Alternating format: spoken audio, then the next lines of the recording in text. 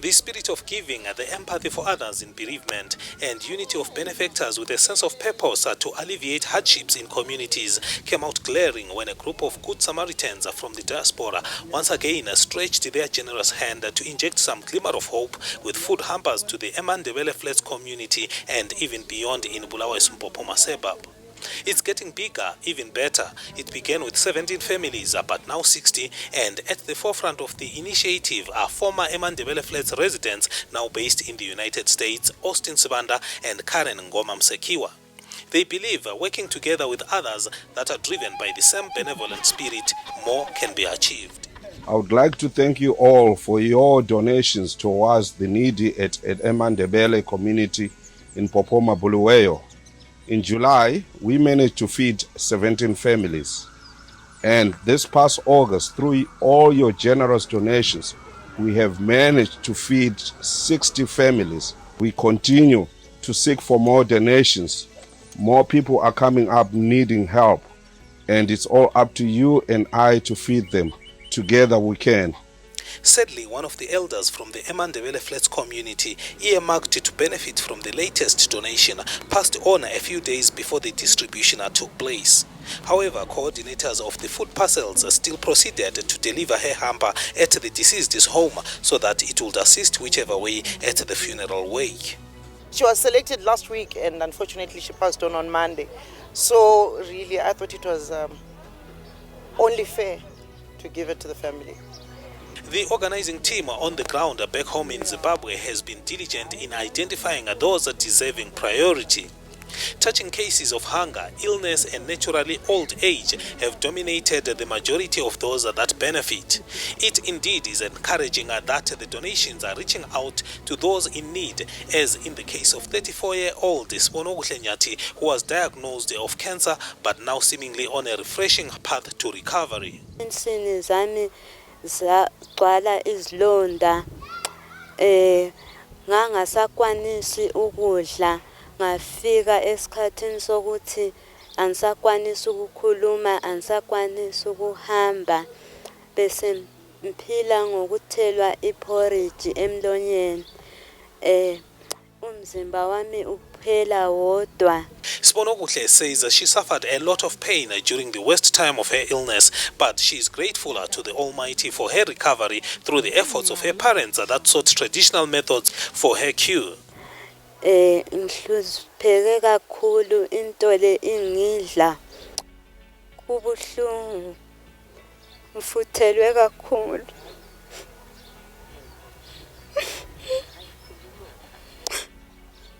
Iphena ngabaza ngahlangana layo kodwa umlimo ungathi uyansindisa abadala banthatha besengilaphisa isintu kwehlulile kumadokotela. Sibonokuhle's mother, who resides in the rural areas, had to abandon her rural life to come and nurse her daughter for 2 months. She is relieved by the progress to Sibonokuhle's health and believes her recovery has come full circle. Kuyesabeka amanxeba ekhona kodwa sokuchile sengithemba uNkulunkulu ukuthi hayi kuthi ukuthi sokuyikusila. Ngani ngiba ngcono khathesi sengikwanisa ukuthi umlomo uvuleke bensidla ngikhangele phezulu bethela iporridge ngingasela kwanisa ukuginya into lokhe isidla kodwa I thank God ukuthi uyenza imiracle.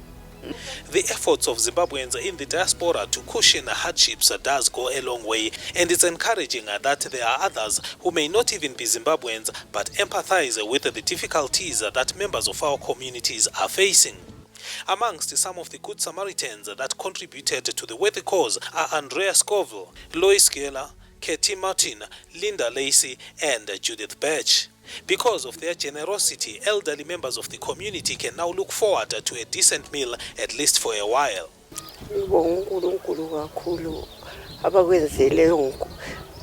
Abasenzele khona ukuthi sithole ukudla angani uNkulunkulu angabaphathisa abaphakamise baphile impilo ende. There should be some measure of satisfaction from the group of benefactors derived from the cases of those identified to benefit. That because at least the difficulties that they confess are so touching, one can only be happy to participate in bringing joy to those depressed by circumstances. Ngithwele nzima ngile sifo sonese sokuvuvuka amadolo. Ngiyababayila vela ngikwanisa izandla ngapha ngiphilile kodwa ngapha emadolo ngithwele kanzima.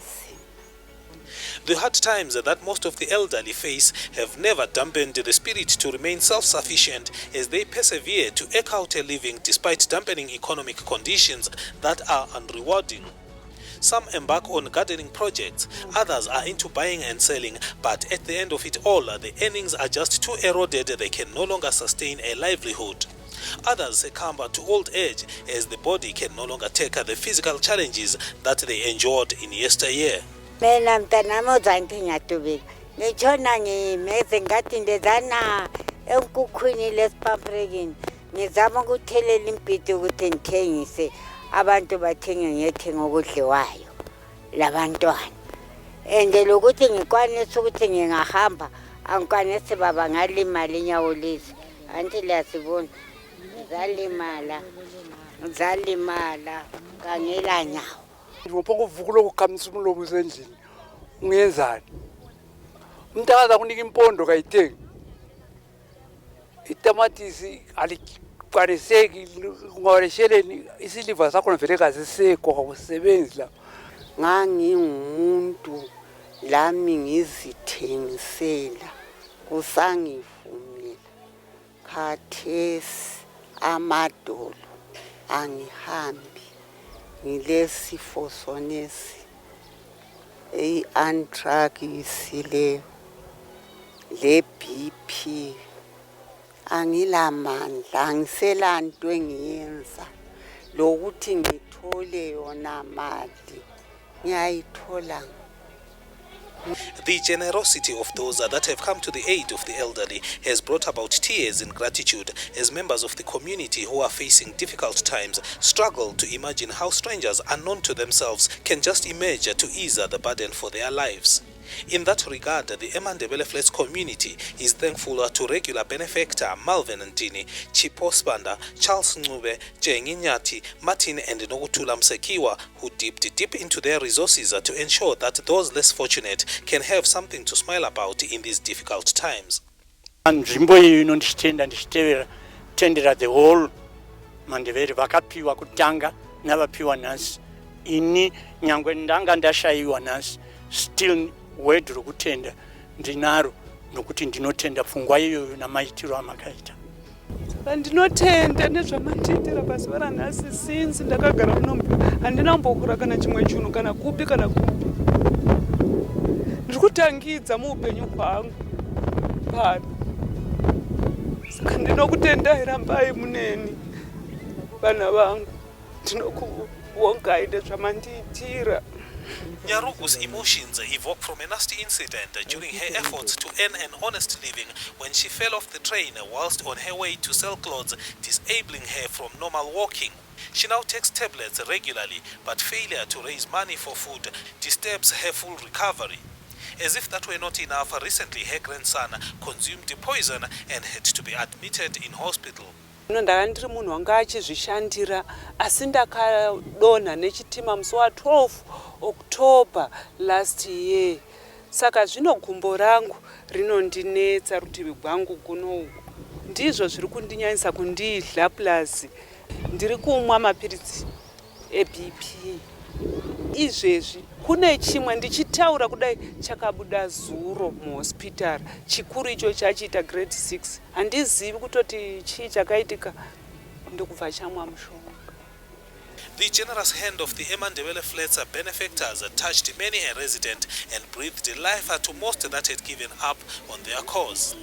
Likewise, it goes without saying that the names of NPS, Tendai Kajgamadare, John Heffley, Ginny Finch, Mark Schwartz, Rebecca Glasgow, Noah and Ellen Meyerson, who spared their resources to ensure a meal for one of our communities, must be thanked for a gesture well-meaning to the needy. They intervened just as when it was all bleak to many. ukufa yiko bekwesele kuphela okunye kungaba yini ukutholobela bakugqibele ube. They say it's he, or for that matter she, who wears the shoe that knows where it hurts the most. It may be unimaginable for some that there are families without anything to eat for the evening supper, but they indeed are there, and there in numbers, for whom sunset spells another night of gloom with just hope to feed on. Sihleze ezindlini akulalutho ludliwayo njengami mina ngihlezi ngedwa mina. Zvinhu zvakaoma kwete zvekutamba nokuti hatina. Ngitsho elayizolo ngilele nginje ngizibophile khathesi nginje noma ngihamba tatara yiyo indlala. Touching is the sincerity from the elderly members of the Emandebele community as they register their gratitude to the team that has done sterling work to mobilize resources, identify and distribute to beneficiaries. Ngilawa maningi ngizwa ngijabula namhlanje ngizakudla isichwala bengingasazi ngiphila nzima. Zvamaita imwe regai nditaure kukosha kwezviro kwazvo nokuti tawanawo chimwe chinhu chaunga usingafaniri kukuwana. Handina kuzviziva zvino handina nhendo inopfuura kukutendai vanangu nokuti wakapa pfungwa iyoyo yokuti mutirangarire ichokwadi chamakaita eni makaita zvinobetsera. As the entire world grapples with the coronavirus scourge, it has not helped the situation in Zimbabwe any better, though a lot has been done disseminating information so that citizens may minimize the risk of contracting the disease. Utagezela ngathi ngezela amehlo yini bathi hayi gogo ngathi awuyebo intese mphuma ngathi ngaphinda ngeze yini bathi hayi ngathi manje lingangikhathekela nembijana into engibengeza ngayo bathi hayi gogo sekwanele. However, perhaps more needs be done, particularly on the elderly, so as to educate effectively on the understanding of the use and purpose of sanitizers. Ngiphelele ngayezwa ukuthi kuyagezwa mntanami ngingakwazi ngithi njengoba umoya uphephula anti uyaphephula amehlo lendlibeni konke lekhanda yiko kathi mbe ngageza kakusoze konke. Great job by the benefactors of the Emandebele community, and believe it or not, some of them, 8 to be specific, chose to remain anonymous. Credit ought to go to Austin Sibanda and Karen Ngoma Msekiwa's commendable efforts. They may be physically in the United States, but spiritually they are clearly back home at Emandebele flats with the underprivileged. More pleasing is that their efforts are growing. More families are now benefiting, but even encouraging is that more hands are stretching out to help the elderly back home. The GoFundMe effort for the Emandebele cause has had a tremendous response from a lot of well-wishers who are definitely applauded for making a difference to many lives that face hunger with little or no hope for the next meal. For Television Sport Media in Emandebele Flats, Mpopoma Bulawayo, I'm Tandazani Zimra.